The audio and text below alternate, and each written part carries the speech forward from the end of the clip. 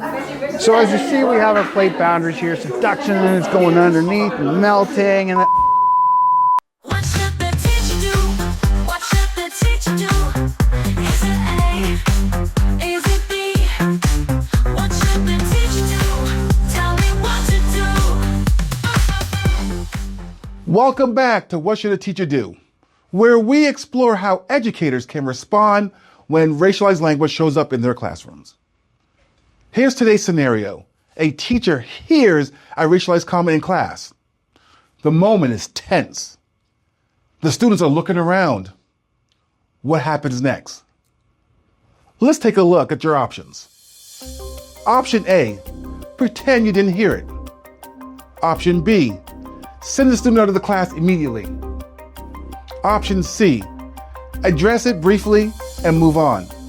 Or option D, address the harm, support the class, and log it in an incident tracker. What should the teacher do? Which one would you choose?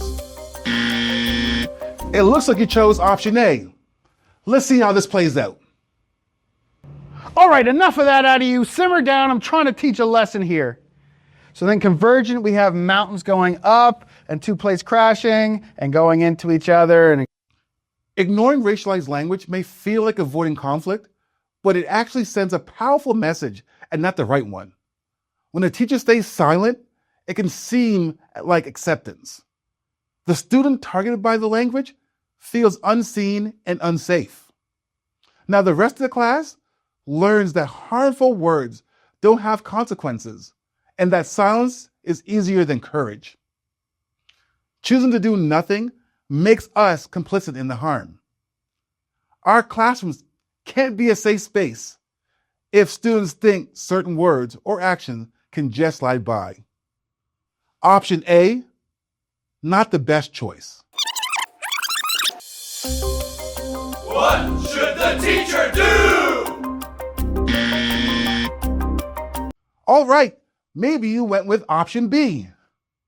You hear the comment, your gut says, act fast, and you send the student out of their classroom immediately. Let's take a look how this plays out. Timmy, I can't believe you said that. That is disgusting. Get out of my classroom. All right, so as we said, we have convergent. The plates come together, building mountains that grow up. Reacting quickly may feel decisive.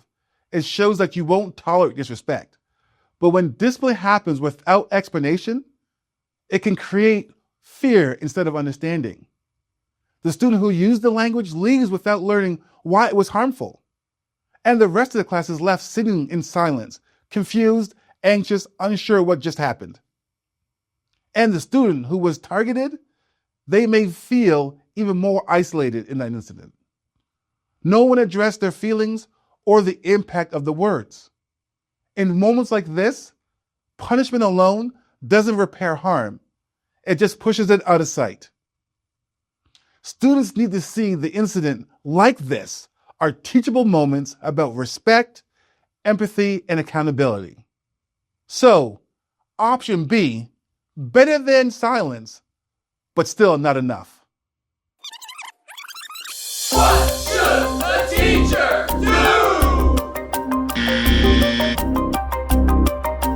Maybe you picked option C.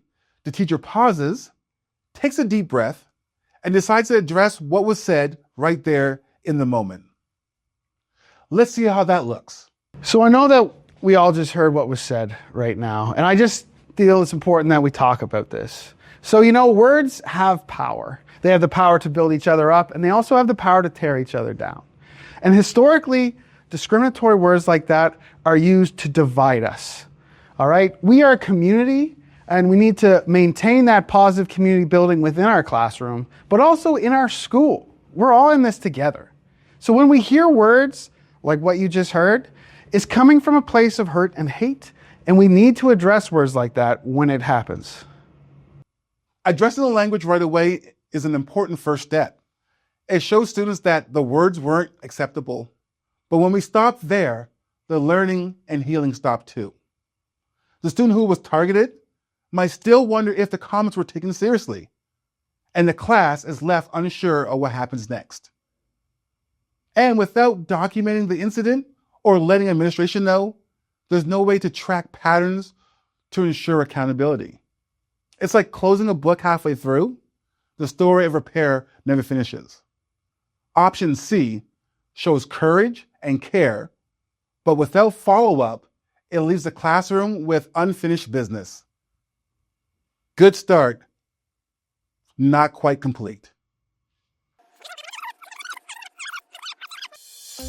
What should the teacher do?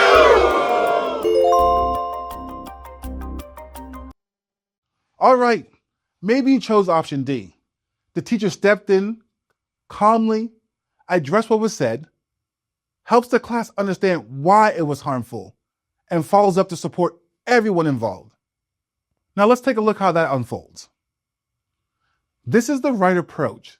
The teacher addressed the harm in the moment, calmly and clearly. They helped the class understand why the words were harmful, not just they were wrong. Then they followed up, checking in with the student who was targeted to make sure they felt seen, safe, and supported. Finally, they logged the incident, ensuring it's documented and the patterns of harm can be addressed. This option combines accountability with care. It helps the class learn, supports the student who was hurt, and sends a message that every student deserves respect. Option D isn't just about handling an incident.